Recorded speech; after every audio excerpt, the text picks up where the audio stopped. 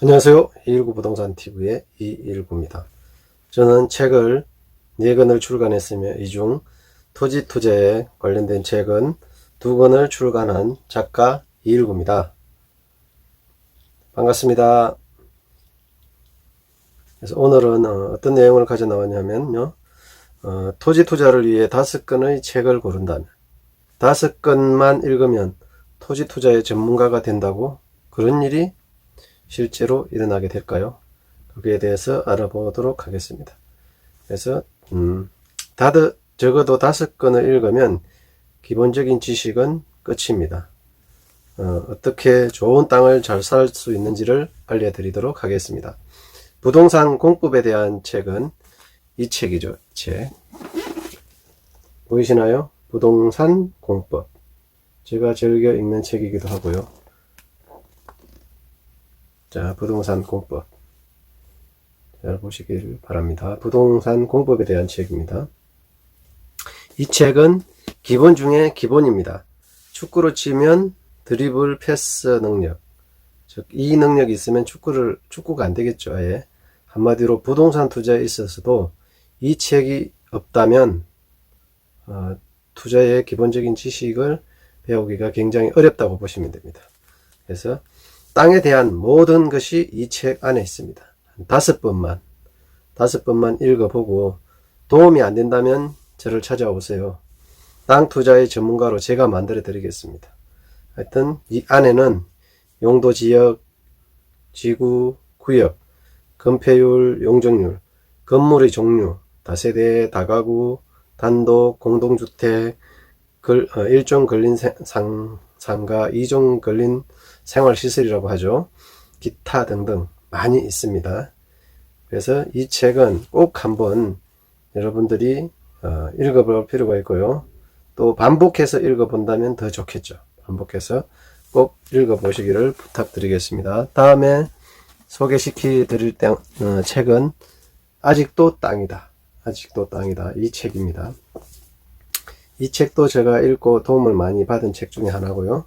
그래서 이 책은 특히 부동산 공법을 알고 나서 주변의 전체적인 부분을 볼 때, 전체적인 어떤 개발을 볼 때 이 책이 많은 도움이 됩니다. 이 책 같은 경우는 여러 가지 실무적인 부분에 도움이 많이 되는데, 물론 뭐 이론적인 부분도 있지만 실무적인 부분도 상당히 도움이 많이 되는데, 그 중에서 꼭 집어서 이야기를 하라면 이런 부분들 읽어 드릴게요. 철도 건설 사업 추진 절차와 적정 투자 시점, 이런 부분들이 있습니다. 자, 어느 시점에 들어가서 어떻게 투자를 해야 될지에 대해서 알려주는 책입니다. 자, 부동산 공법을 알고 나면 이제 어느 시점에 들어가야 될지를 생각을 해야 되죠. 아무 때나 들어간다 해서 돈을 벌고 나오는 건 아니기 때문에요. 그래서 보통 이 단계별 설명을 드리자면 이런 것입니다. 예비 타당성 조사 많이 들어보셨죠? 예비 타당성 조사, 타당성 조사 및 기본 계획 수립, 기본 계획 수립에 대해서도 많이 들어보셨을 겁니다. 그 다음에 기본 설계, 계획이 수립되었으면 설계를 해야겠죠. 설계, 그 다음에 실시 설계, 그 다음에 실시 계획 승인 단계, 이렇게 보는데, 고수들은 기본 계획 수립 단계에서 많이 들어간다고 하고 그러는 분들이 상당히 많이 있습니다. 아니면 소문만 나도 들어가는 분들이 많이 있죠. 그 다음에 1차적 투자 고려 시점은 기본 설계 단계에 들어간다. 그 다음에 어떤 계획에서 실시 계획 설계 단계, 실시 설계 단계, 2차 투자 고려 시점이라고 볼 수 있습니다. 2차 투자 고려 시점. 그 다음에 실시계획 승인 단계. 실시계획 승인 이후는 늦습니다.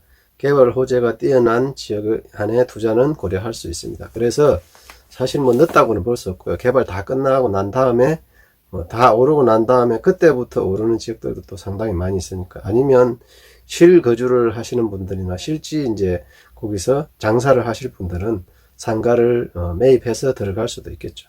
아니면 그 지역에 이제 임대용 수익형 건물에 투자를 할 수 있는 분들은 실제 이제 계획이 끝나서 착공해서 완공이 되었을 때, 이제 그래서 이용객이 몰려 들어올 때, 그때 들어가도 뭐 결코 늦은 건 아닙니다. 그래서 단계별로 들어가는 타이밍을 고를 때 언제 들어가야 되는지, 그때 이 책이 아주 효과적인 책이라고 볼 수가 있습니다. 그래서 여러분들도 이런 책을 많이 읽어보면 분명히 저처럼 책을 4권 쓴 전문가가 된 것처럼 여러분도 분명히 전문가가 될 수 있습니다. 전문가가 되는 건 어렵지 않아요. 그래서 공부 많이 하고 현장을 다니다 보면 분명히 그 시기가 올 것입니다. 그 시기를 여러분들이 또 공부를 통해서 아니면 현장 경험을 통해서 빨리 익혀나가기를 부탁드리고요. 다음 3번째 책은 교통망도 모르면서 토지 투자를 한다고요.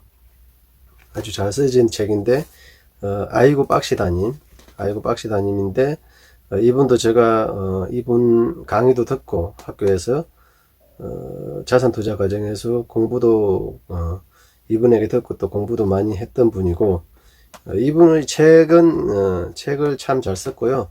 교통망이라는 거에 대해서 콕 집어 가지고 이렇게 잘 설명해 놓은 책이 없죠. 사실은 없어서 여러분들이 이 책 한 권으로는 결코 도움이 안 됩니다.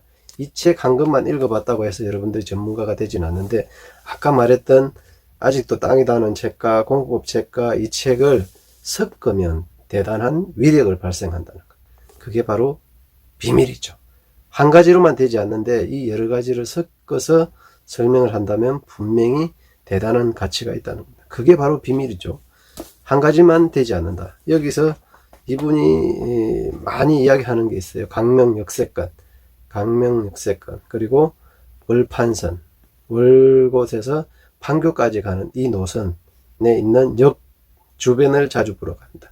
왜 그럴까요? 아직은 소외되어 있고 아직은 확실하게 뭔가 눈에 잡히지 않지만 그게 계획대로 되었을 때 그 주변에 나타나는 파급 효과가 큰 곳, 이곳으로 바로 여러분들이 투자처를 잡았으면 한다는 그런 이야기입니다. 그러니까 강명 역세권 주변, 그 다음에 월곶에서 판교 노선, 이 노선을 여러분들이 살펴보시고 그 중에서 어디에 투자할까? 시점 어떻게 고르라고요?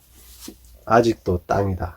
이 책에서 시점 고르는 방법을 이야기를 해 두었으니까 그것을 고르면 되겠습니다. 자, 이어서 다시 설명드리겠습니다. 그 다음 네 번째 책은 건축과 도로, 맹지 탈출의 노하우. 이 책은 아까 공법에서 말씀드렸던 도로에 대한 좀 부족한 부분들이 있어요. 그 부분을 채워줄 수 있는 책이라고 보시면 되겠습니다.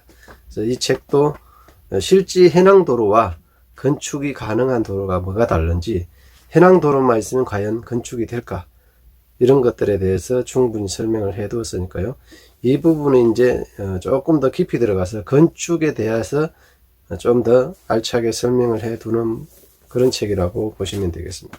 도로가 있다고 당연히 건축이 되겠지, 건축물이 있다고 당연히 또 허가가 나겠지, 이런 것은 아니다는 것을 이 책이 짚어주고 있는 책입니다. 그래서 여러분들의 토지 투자 실력을 한 단계 업그레이드 시켜주는 그런 책이다, 이렇게 보시면 되겠습니다. 그래서 이 책도 도로와 관련된 부분에서는 상당한 많은 도움이 된다. 그래서 이 책이 공법과 아까 아직도 땅이다, 이 책과 교통망도 모르면서 이 책과 이 책이 합쳐지면 또 어마어마한 시너지 효과를 나타내는 것입니다.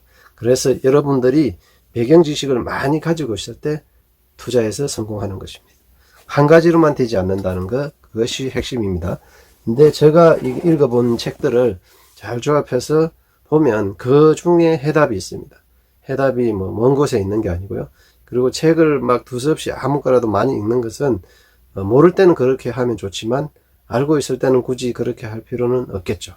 그래서 여러분들도 참고하셔가지고 어떤 책을 고를까, 어떤 책을 읽을까, 어떤 책을 반복해서 읽을까 할 때 도움이 될 수 있는 영상, 이 영상 보시고 여러분들이 투자 실력을 한 단계 업그레이드 했으면 좋겠습니다.